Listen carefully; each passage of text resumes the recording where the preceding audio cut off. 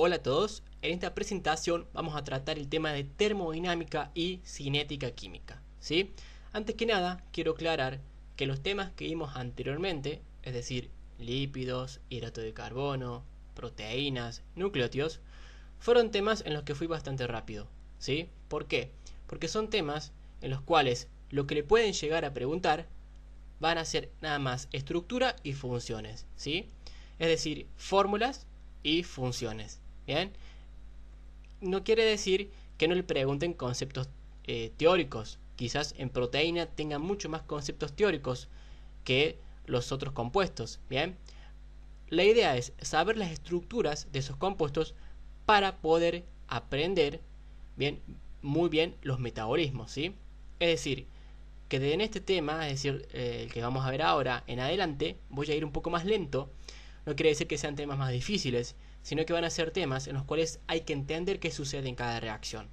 Es decir, qué cambió en cierta reacción, qué ocurrió, etcétera. Bien, entonces arranquemos. Bien, primero que nada vamos a ver a la termodinámica. ¿Qué vamos a ver de la termodinámica? Nosotros vamos a ver conceptos generales que se aplican, es decir, conceptos generales de la termodinámica que se van a aplicar a la bioquímica. No vamos a entrar en temas físicos ni matemáticos, sino que vamos a ver estos conceptos generales para poder entender qué sucede en una reacción química. ¿Bien? Bueno, primero que nada hay que poder definir qué es la termodinámica. La termodinámica va a ser la rama de la física que va a estudiar los cambios y transformaciones de energía que ocurren en los sistemas. Ya vamos a estar estudiando qué es, o vamos a ver, digamos, el concepto de energía, ¿sí? Vamos a ver el concepto de sistema y cambios y transformaciones. Bien, y por qué es muy importante saber de termodinámica para bioquímica. Y es muy simple, es muy importante porque las reacciones que ocurren en el organismo van a implicar cambios de energía, ¿sí?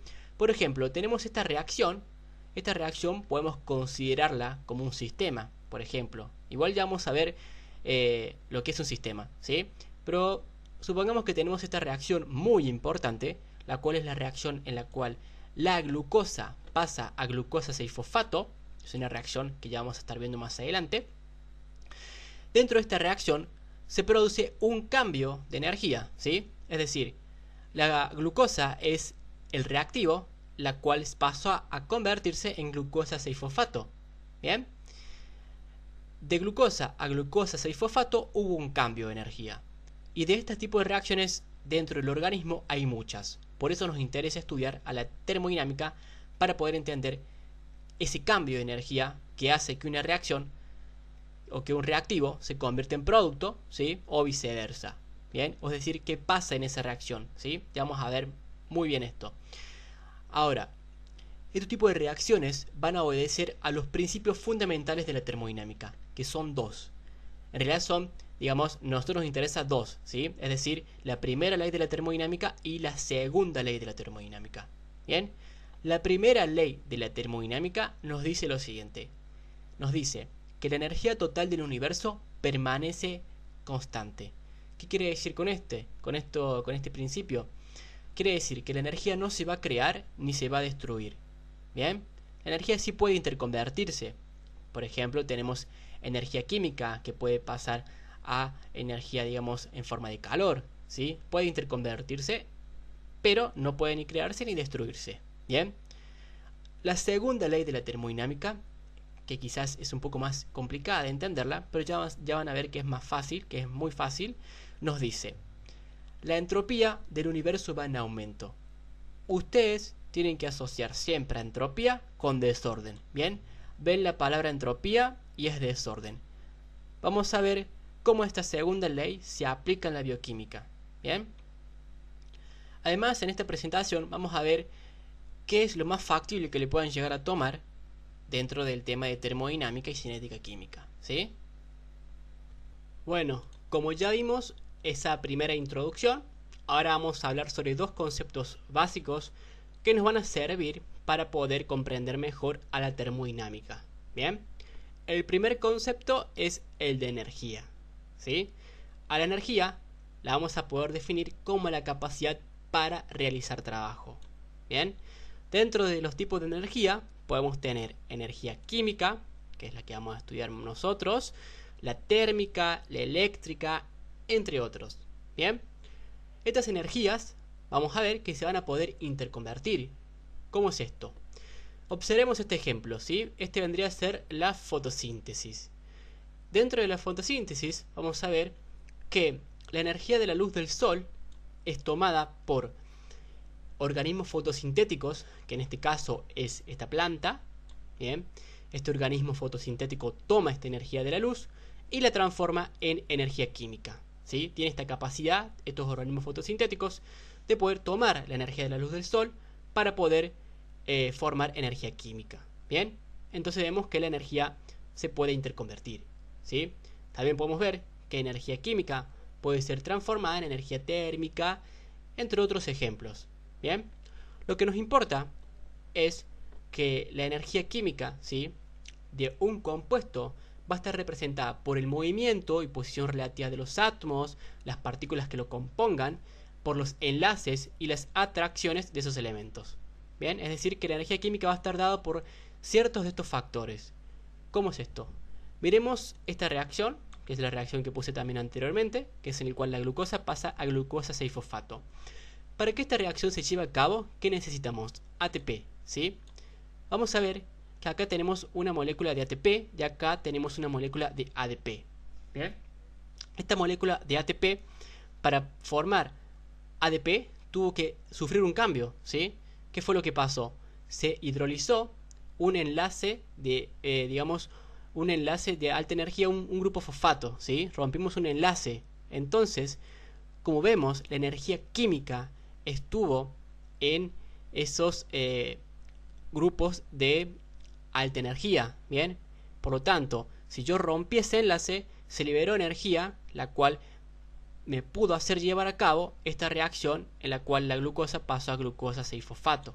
Bien, acá vemos al grupo fosfato, ¿sí? Ahora, para que se libere energía, se tuvo que llevar a cabo la hidrólisis de ese grupo fosfato, ¿sí? Es decir, rompí esta molécula de ATP para poder obtener una molécula de ADP, ¿sí? Acá no estamos viendo a la molécula de ATP en todo su esplendor, sino que la vemos resumida, ¿sí?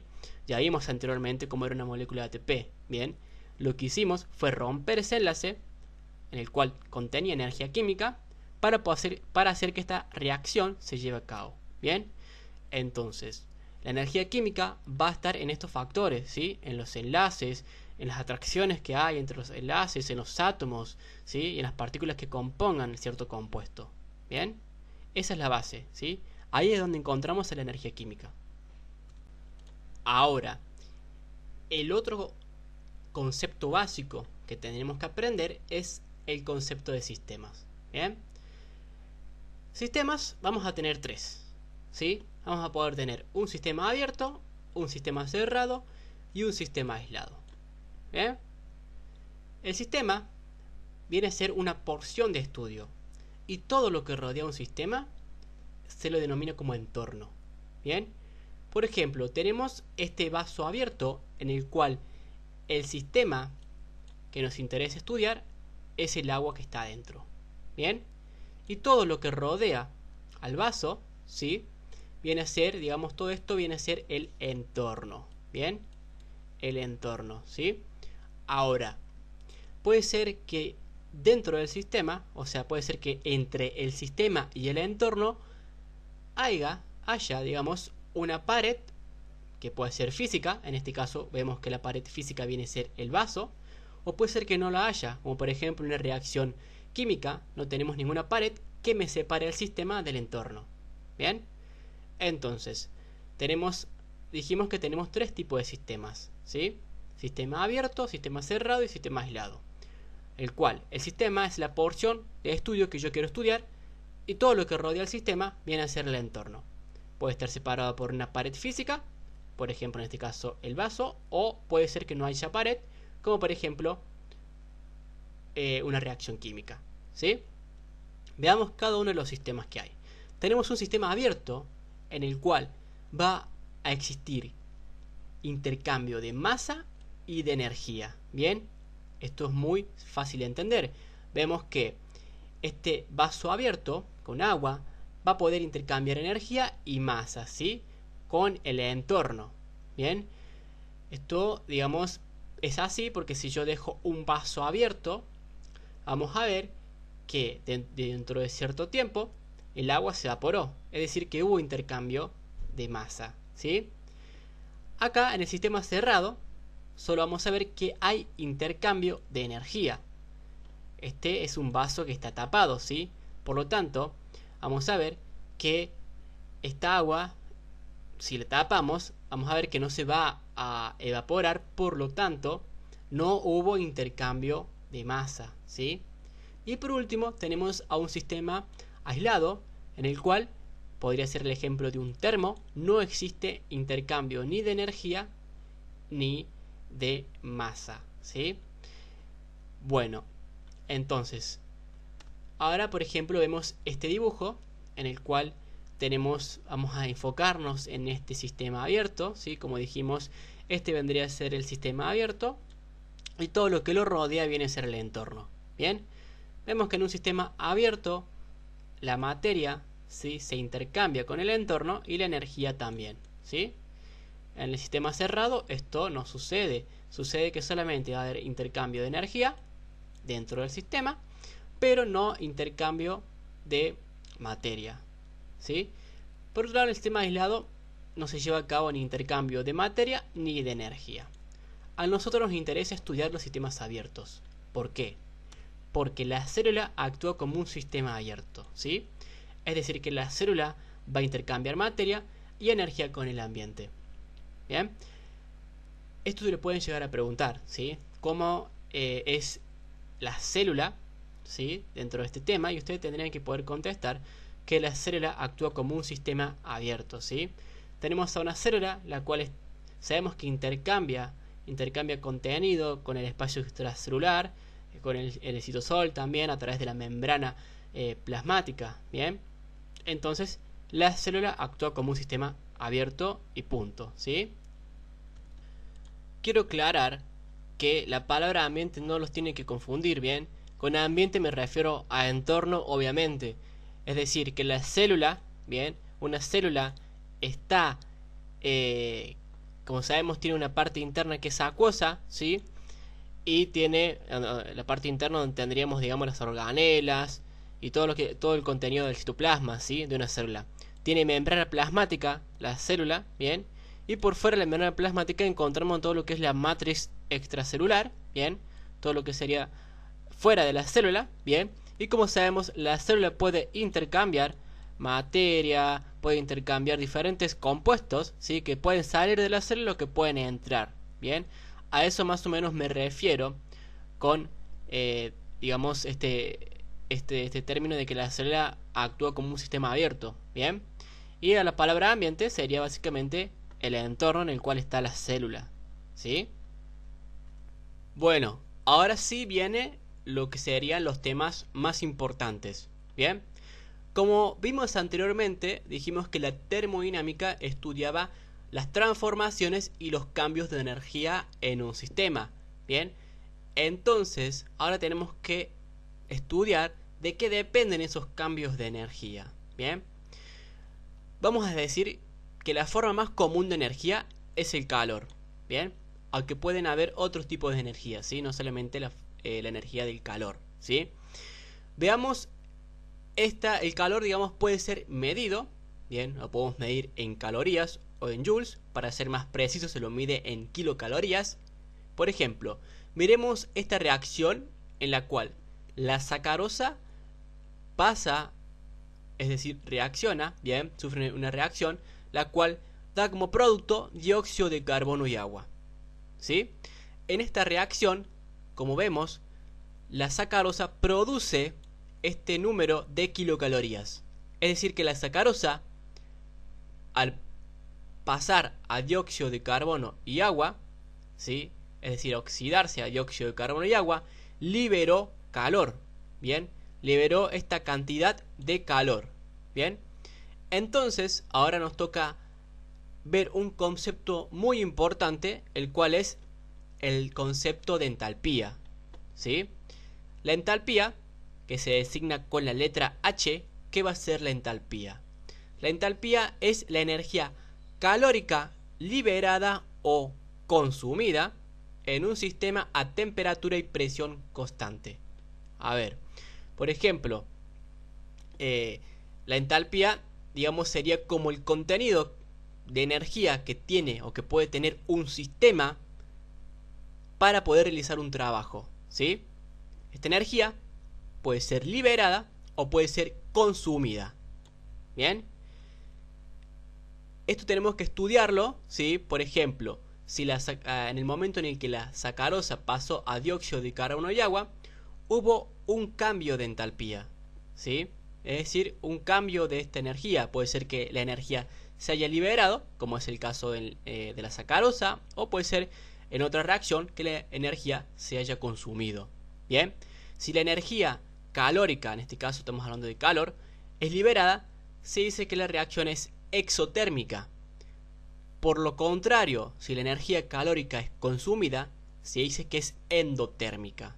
Bien, ahora el cambio de calor que se haya producido en esta reacción, por ejemplo, entre la sacarosa y que pasó a dióxido de carbono y agua, este cambio de calor se lo puede, digamos, simbolizar con la letra, digamos, con lo que sería delta H, ¿sí? Que sería cambio de entalpía. Bien, este cambio de entalpía se le va a dar un signo negativo cuando el calor es liberado, ¿sí? Es decir, por ejemplo, la sacarosa tendría un cambio de entalpía negativo en esta reacción, ¿no? Un cambio de entalpía negativo porque liberó calor, ¿sí? Y el cambio de entalpía se le va a dar un signo positivo cuando el calor sea consumido. No es el caso de esta reacción. Bien, entonces, ustedes les tiene que quedar en claro este concepto de entalpía, bien, que es la energía calórica que es liberada o consumida en un sistema a temperatura y presión constante, y cuando se le da signo negativo y cuando se le da signo positivo. Bien, uno podría pensar que el sentido de una reacción siempre va a ir cuando tenga un delta H negativo, es decir, cuando la reacción sea exotérmica o libere calor, y no lo haga, digamos, cuando tenga un delta H o un cambio de entalpía positivo, es decir, cuando la reacción sea endotérmica.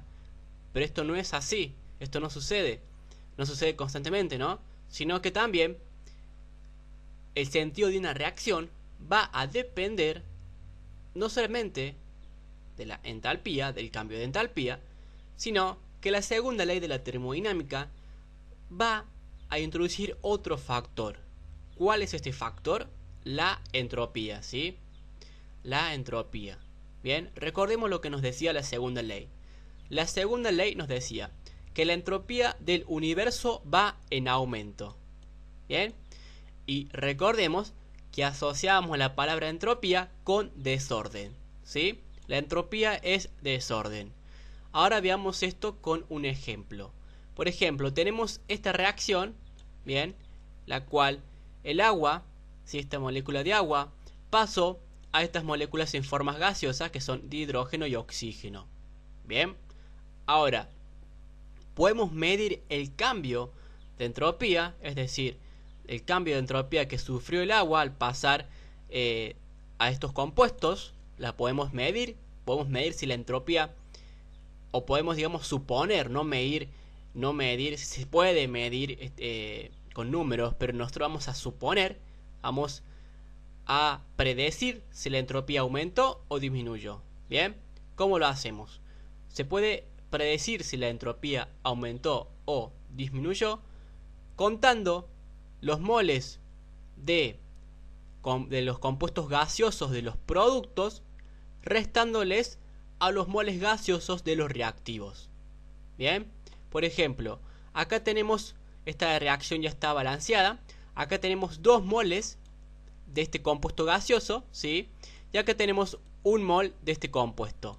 Por lo tanto, tenemos 3 moles de los productos, 3 moles gaseosos. Bien, y si nos vamos hacia los reactivos, es decir, hacia acá, vemos que esta molécula de agua no está en estado gaseoso, sino que está en estado líquido. Por lo tanto tenemos 0 moles. Bien, 0 moles gaseosos, ¿sí? Entonces, como vemos, la cantidad de los productos es mayor que la cantidad de los reactivos. Por lo tanto, el número que nos daría si hacemos esta resta sería más 3. Bien, entonces como es positivo el valor, es decir, es mayor que 0, decimos que la entropía fue en aumento. Bien, la entropía efectivamente aumentó. Ahora, si lo vemos de otra manera, es decir, solamente vemos las moléculas, por ejemplo, acá tenemos una molécula de agua, la cual es una molécula un poco más compleja, más organizada, vemos qué pasó a estas dos moléculas, a estos compuestos gaseosos menos complejos y más desorganizados, ¿sí?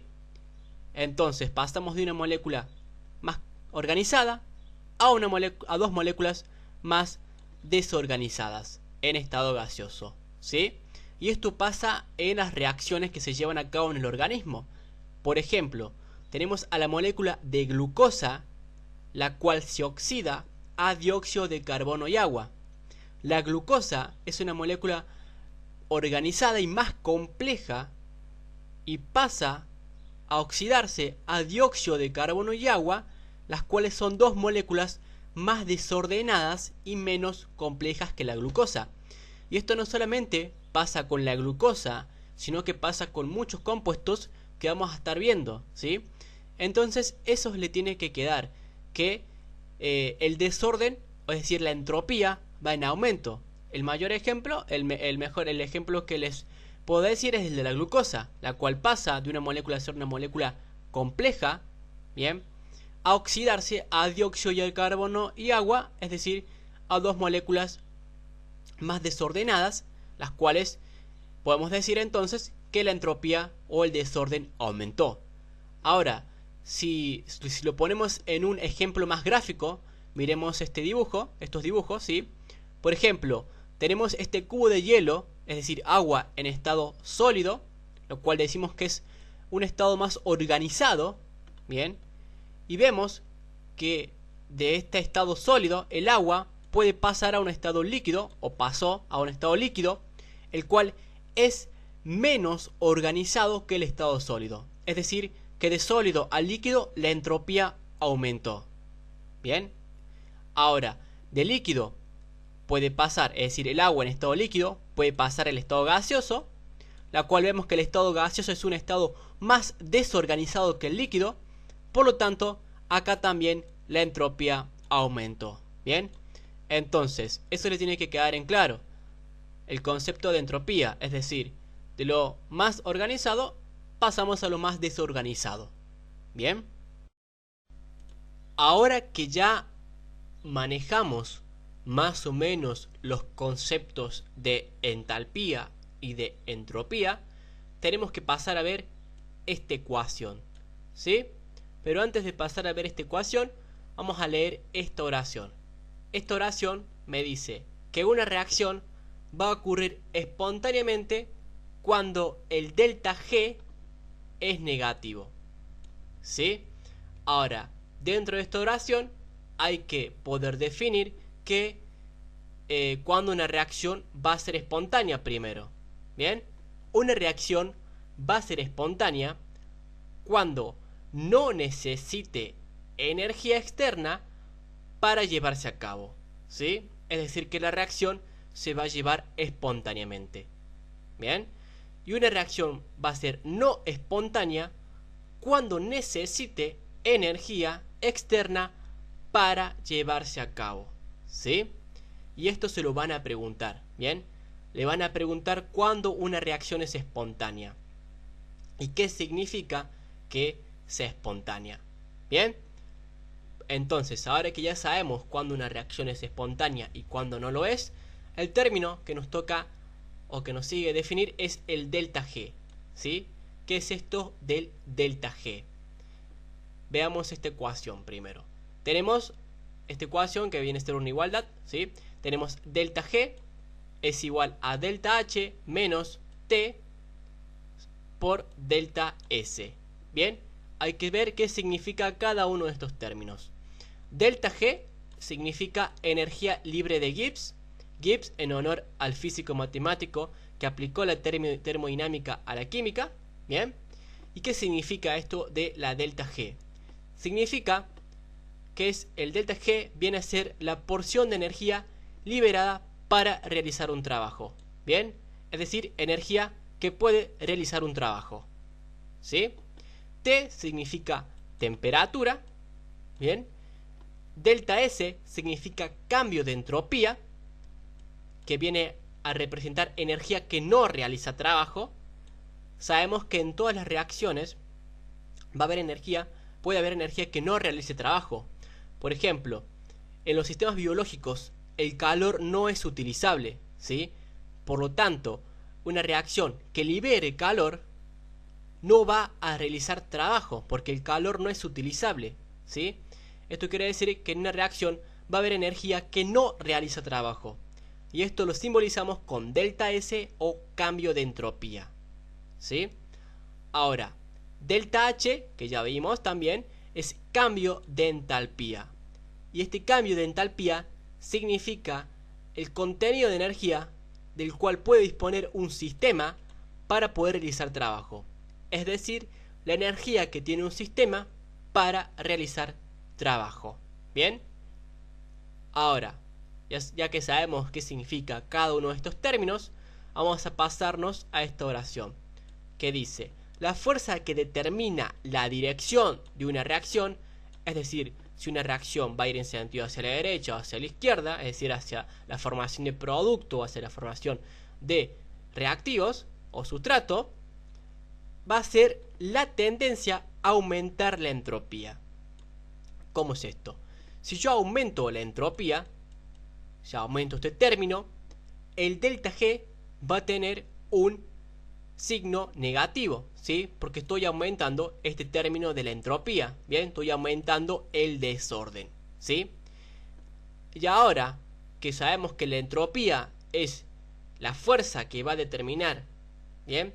Digamos, no la fuerza, sino, digamos, el factor que va a determinar la dirección de la reacción, podemos poder entender la reacción o qué pasaría si una reacción tiene delta G negativo o tiene delta G positivo. Bien, si una reacción tiene un delta G negativo, vamos a decir que son reacciones exergónicas, es decir, que liberan energía. Anteriormente vimos una palabra similar que era exotérmica. Exotérmica significaba que liberaban calor. Ahora son exergónicas, que liberan energía. Bien, las reacciones con un delta G positivo van a ser endergónicas, es decir, que van a consumir energía. Y esto también se lo van a preguntar y es muy importante. Esto tiene mucho que ver con las reacciones energéticamente acopladas. Es decir, que van a ser reacciones que van a tener un delta G negativo. Perdón, las reacciones energéticamente acopladas. Son reacciones que necesitan de una reacción exergónica para poder llevar a cabo una reacción endergónica. Ya lo vamos a ver en la siguiente diapositiva mejor, ¿sí? Pero entonces lo que le tiene que quedar en claro es que una reacción va a ser espontánea cuando el delta G es negativo, ¿bien? Es decir, que va a poder suceder sin administrar energía de otra reacción. Cuando el delta G es negativo significa que la reacción libera energía, por lo tanto no necesita de otra reacción para llevarse a cabo, sino que sucede espontáneamente, ¿sí? Y va a ser no espontánea cuando necesite energía. Bien, ahora como vemos tenemos que aprender esta ecuación. Es muy raro que se la tomen, no creo que se la tomen. Está muy bueno que sepan qué significa cada cuestión, ¿sí? Cada término, y qué pasa si aumentamos la entropía, que determina la entropía. Pero esto sí se lo van a tomar, ¿sí? Las reacciones con delta G negativo y con delta G positivo, que son cada una, ¿sí? Que representan, ¿bien? Es decir, que cuando una reacción tiene delta G negativo, van a ser exergónicas, liberan energía. Y cuando una reacción tiene un delta G positivo, son endergónicas, es decir, consumen energía. Y ahora lo que tenemos que ver son las reacciones energéticamente acopladas. Es muy importante las reacciones energéticamente acopladas, ¿sí? Bueno, ahora nos toca ver esto de las reacciones energéticamente acopladas que mencionamos anteriormente. Bien, ¿cómo definimos a las reacciones energéticamente acopladas? Van a ser reacciones las cuales una reacción que va a ser altamente exergónica, es decir, exergónica, va a poder impulsar o hacer que se lleve a cabo el curso de otra reacción endergónica. Bien, es decir, una reacción exergónica se va a poder acoplar a una reacción endergónica para hacer que esta reacción endergónica se lleve a cabo, ¿sí? Estas reacciones, por lo general, van a poder compartir un intermediario común, como ya vamos a ver en el ejemplo que tenemos acá abajo, ¿sí? Ahora, si lo queremos decir más fácilmente, vamos a decir que son reacciones en las cuales el producto de una, es decir, el producto de una reacción, va a ser reactivo en la otra. ¿Bien? Pero, si les piden que la definan, ustedes dicen esto, ¿sí? Que son reacciones en las cuales una reacción altamente exergónica puede impulsar el curso de otra reacción endergónica si éstas se acoplan, ¿sí? Ponen esa definición. ¿Bien? Ahora vamos a ver esto con un ejemplo. Por ejemplo, tenemos esta reacción en la cual tenemos como reactivo A más B, me da como producto C más D. Esta reacción es altamente exergónica, es exergónica, ¿bien? Porque si observamos el delta G que tiene, es un delta G negativo, ¿bien? Ustedes no tienen que saberse estos números están para demostrar que tiene un delta G efectivamente negativo. Por ejemplo, tiene un delta G de menos 8 kilocalorías sobre mol, ¿bien? Tiene un delta G negativo, por lo tanto es una reacción exergónica, ¿bien? Exergónica. Y por lo tanto, y también tenemos otra reacción, la cual es endergónica, que viene a ser esta reacción, ¿bien? Es decir, esta reacción es endergónica, ¿sí? En la cual tenemos D más E como reactivo, que me vienen a dar F más G como producto. Y vemos que es endergónica porque tiene un delta G positivo, ¿bien? Podemos escribirlo en nuestros términos o también podemos escribirlo como se ve acá entre paréntesis como kilocalorías sobre mol, ¿sí? Esta reacción tiene 3 en positivo, ¿no? En positivo 3 kilocalorías sobre mol, ¿sí? Es decir que es endergónica.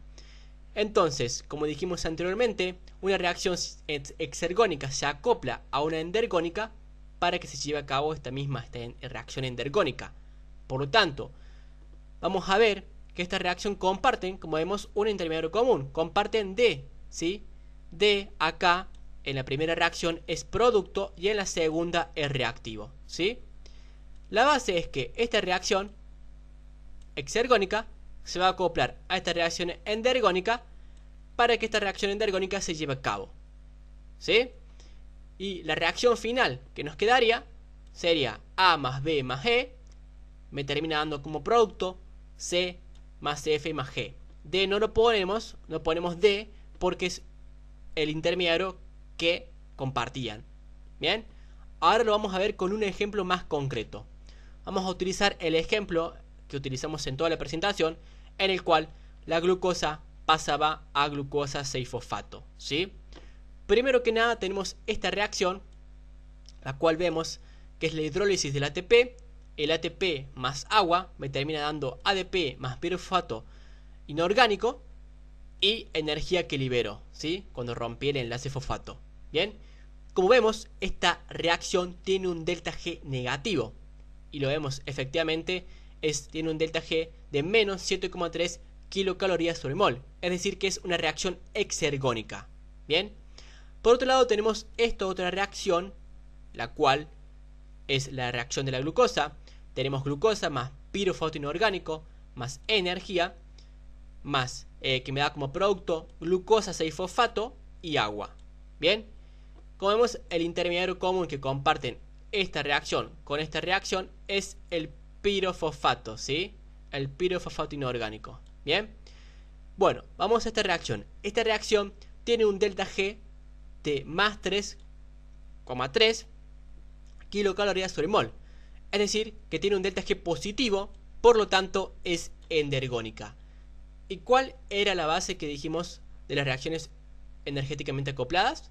La base era que una reacción exergónica, es decir, esta, la del ATP, se va a poder acoplar a otra reacción endergónica, es decir, esta, la de la glucosa, para que esta reacción de la glucosa se pueda llevar a cabo, ¿sí? Y lo vemos acá abajo. Vemos que el ATP, que se hidrolizó a ADP más pirofosfato inorgánico, liberó energía, y esta energía que liberó esta reacción exergónica del ATP pudo hacer posible esta reacción endergónica, que es de la glucosa 6-fosfato. Bien, vemos que la primera reacción exergónica, es decir, esta, se acopló a la segunda reacción endergónica, es decir, esta, para que la endergónica se lleve a cabo, ¿sí? Y si vemos a la reacción completa, nos quedaría esto: ATP más glucosa como reactivos me dan producto la glucosa 6-fosfato más ADP, ¿sí? Entonces, el concepto que se lo van a preguntar es de reacciones energéticamente acopladas. Son aquellas reacciones en las cuales una reacción exergónica puede hacer posible el curso de otra reacción endergónica si estas dos se acoplan, ¿sí? Ahora, como para finalizar el tema de termodinámica, vamos a decir que lo más probable es que le puedan llegar a preguntar este tema, o que lo que deberían saber son el concepto de termodinámica y primera y segunda ley. Es obvio que lo tienen que saber, pero es muy raro que se lo pregunten, ¿sí? Pero sépanlos para poder entender el tema, ¿no? El concepto de energía libre, entalpía y entropía, sí se lo van a poder llegar a preguntar, ¿sí? Pero ahora sí estoy diciendo, digamos, raro que le pregunten estos conceptos, pero es probable. Ahora, lo que sí le van a preguntar son reacciones espontáneas, sí o sí, reacciones energéticamente acopladas también van a ir de cajón, sí o sí, esto sí se lo van a preguntar, y esto también. Y cuando una reacción tiene delta G negativo, es decir, ¿qué significaba? Es decir, que son reacciones exergónicas, bien, libera energía. Y cuando tiene delta G positivo, bien, esto también va de cajón, bien. O sea, los conceptos básicos sí o sí deberían saberlos para poder entender los otros conceptos, ¿no? Pero lo que siempre se pregunta son reacciones espontáneas, reacciones energéticamente acopladas y esto del delta G negativo y positivo, bien. Bueno, como ya vimos termodinámica, ahora nos toca ver cinética química, ¿sí? Anteriormente, cuando veíamos termodinámica, podíamos observar que la termodinámica nos va a permitir conocer en qué sentido o dirección va a poder transcurrir una reacción, ¿sí? Pero no nos decía sobre qué vías o mecanismos sufren estos reactivos para poder llegar a los productos, ¿bien? Y en este sentido entra la cinética química. La cinética química va a estudiar la velocidad y estos mecanismos de las reacciones químicas, ¿sí? Por ejemplo, sabemos que dentro de una reacción, supongamos que fuera esta, las moléculas de los reactivos van a romper o van a formar enlaces, ¿sí? Y estas moléculas de los reactivos tienen que poder chocar entre sí y seguir un camino preciso, ¿bien? Es decir, que las colisiones que tengan estas moléculas de los reactivos, por ejemplo, tienen que poder ser eficaces para poder llegar a formar estos productos, ¿bien? Entonces, dentro de una reacción, los reactivos sufren choques entre ellos, entre los reactivos, ¿sí? O forman y rompen enlaces para poder formar los productos, ¿bien? Y de estos o de estas colisiones va a depender la velocidad de una reacción química, ¿bien? Podemos tener dos tipos de reacciones: una reacción de orden cero o reacción de primer orden. También tenemos la de segundo orden y la de tercer orden, pero más importantes son esta de orden cero y de primer orden. Cuando una reacción va a ser de orden cero, es muy fácil. Una reacción va a ser de orden cero cuando los productos se van a formar en cantidad constante independientemente de la concentración de reactivo. ¿Cómo es esto? Es decir, que no importa si yo tengo alta concentración o baja concentración de reactivo, el producto se va a formar igual en cantidad constante, a una velocidad que va a ser constante. Bien, si lo tenemos que representar en un gráfico, sería esta reacción de orden 0, sería esta línea gris. Bien, en este gráfico tenemos acá las abscisas a la concentración de reactivo y en los ejes de las ordenadas a la velocidad de reacción. Y como vemos, no importa la cantidad digamos la concentración de reactivo, el producto se va a formar a una velocidad constante igualmente, ¿sí? Por otro lado, en una reacción de primer orden, una reacción va a ser de primer orden cuando la velocidad es proporcional a la concentración de un reactivo. Como vemos, acá tenemos la concentración de reactivo, es decir, si lo tuviéramos que dibujar en un gráfico a la reacción de primer orden, sería esta, bien, la que está en línea roja, ¿sí? Y como vemos, acá abajo tenemos la concentración de reactivo. Vemos que si aumentamos la concentración de reactivo, aumenta proporcionalmente la velocidad, ¿sí? Acá vemos igual, tenemos una concentración de reactivo más grande, ¿sí? Pongámosle los números que queramos, no importa, supongamos que si va hacia la derecha, la concentración, como sabemos que si va hacia la derecha, esto es un número más positivo, ¿sí? Por lo tanto, acá sería más grande que acá, ¿sí? Más positivo que acá. Como vemos, si acá aumentó la concentración de reactivo, o sea, la concentración de reactivo es mayor, la velocidad también aumentó proporcionalmente, ¿sí? Estos gráficos se los van a preguntar, ¿sí? Y ustedes deberían saber cómo es una reacción de orden 0 y cómo es una de primer orden, ¿sí? Así que este gráfico tendrían que poder saberlo, porque esto es muy importante cuando veamos enzimas. Vamos a ver que las enzimas en un primer momento se comportan como si fuera de primer orden, es decir, el complejo, digamos, enzima-sustrato sería primeramente de primer orden, ¿sí? Y luego de orden 0, ¿bien? También podemos tener reacciones que sean de segundo orden, en las cuales estarían involucradas 2 moléculas de reactivo, ¿sí? O de tercer orden, en la cual estarían involucradas 3 moléculas de reactivo. Pero esto no es tan no es tan importante como la reacción de primer orden, de orden 0 y de primer orden, ¿sí? Bueno, como para terminar esta presentación y el tema de cinética química, vamos a hablar sobre la energía de activación, ¿sí?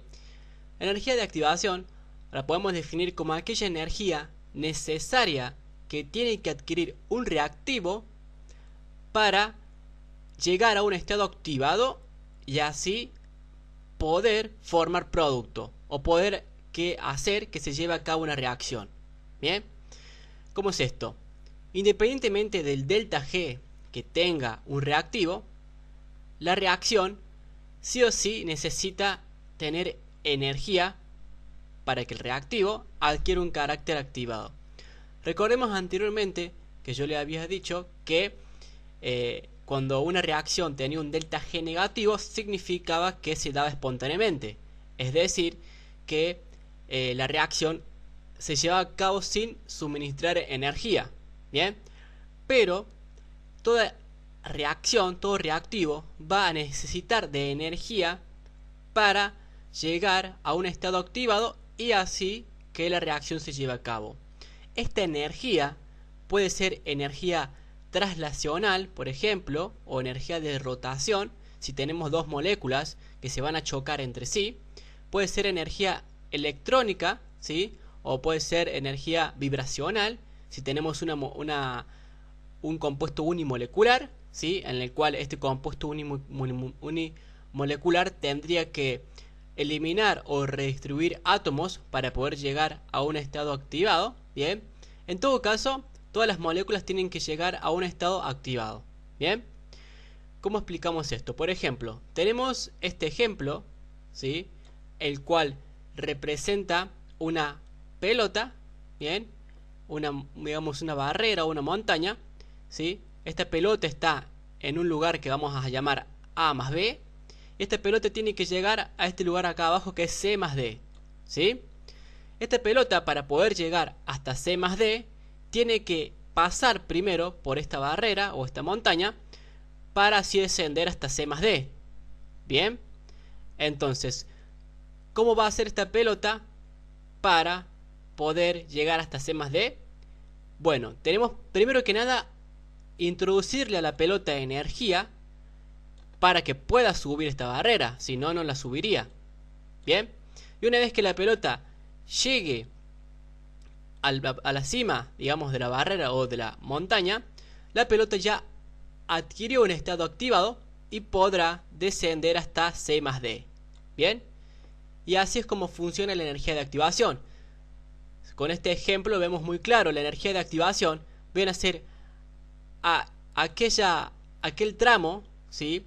Aquella barrera que tiene que sortear esta pelota para poder llegar a un estado activado y así llegar hasta C más D. Bien, es esta energía que nosotros le introducimos a la pelota para que suba la montaña, pase esta montaña, esta barrera y llegue hasta C más D. ¿Sí? Así si lo vemos en un ejemplo esquemático. Bien, esto pasa en las reacciones, ¿sí? Como por ejemplo, si tenemos un reactivo, ¿sí? Que podemos decir que es esta pelota, este reactivo va a tener que sortear esta barrera, bien, para poder llegar a un estado activado, y una vez que llega a este estado activado, recién ahí puede formar producto o puede hacer que la reacción se lleve a cabo. Bien, en este reactivo puede tener estas energías que les nombré anteriormente, energía de traslación, de rotación, vibracional, etc. ¿Sí? Y como vemos, esto sería la energía de activación. Bien, sería la energía necesaria que tiene que adquirir un compuesto, un reactivo, para adquirir un estado activado y así llevar a cabo una reacción para formar producto. Bien, ahora vemos que acá vemos a la energía de activación y acá vemos a la energía libre, o digamos vemos al delta G, ¿sí? Desde que el reactivo pasó a productos, esto sería su delta G. Bien, ahora esto es muy importante, esto de la energía de activación, porque vamos a estudiar más adelante que las enzimas son catalizadores biológicos, ¿sí? Las enzimas van a actuar disminuyendo esta energía de activación. Bien, acá en esta línea gris vemos a una reacción, ¿sí? O a un reactivo, el cual está sin ningún catalizador biológico o sin ninguna enzima. Bien, y por lo tanto vemos que la energía de activación es grande, ¿sí? Y acá en la línea roja vemos o representaría esta línea roja la reacción de un reactivo para formar producto en el cual está catalizada por un catalizador biológico o una enzima, ¿sí? Y como vemos en esta línea roja, la energía de activación es menor, ¿sí? Entonces, ¿qué hace un catalizador biológico? Lo que hace es disminuir la energía de activación para que una reacción se lleve a cabo más fácilmente. Como vemos, sin el catalizador biológico, si vemos el ejemplo de la pelota tendría que sortear una mayor tramo, una mayor barrera para poder llegar al producto. Pero si esta pelota tuviera un catalizador biológico, podemos ver que va a tener que sortear un mínimo trayecto para poder llegar a su lugar, ¿sí? En este caso, ¿bien? Y esto pasa con las reacciones. Tengo un reactivo, tengo un producto, el reactivo tiene que tiene que pasar una menor energía de activación para llegar al producto con un catalizador biológico, pero sin un catalizador biológico el reactivo tiene que cruzar todo esto, ¿sí? Por ejemplo, podemos suponer que tenemos glucosa que tiene que pasar a glucosa 6-fosfato, ¿sí? 6-fosfato. Esta glucosa para pasar a glucosa 6-fosfato, si la tuviéramos que pasar sin ninguna enzima, tardaría todo esto, ¿bien? Todo esto. Pero como sabemos existe una enzima que ya vamos a estudiar, que es la hexoquinasa, la cual hace que la reacción, en vez de tener que sortear toda esa energía de activación, solamente sortee este poquito, ¿sí?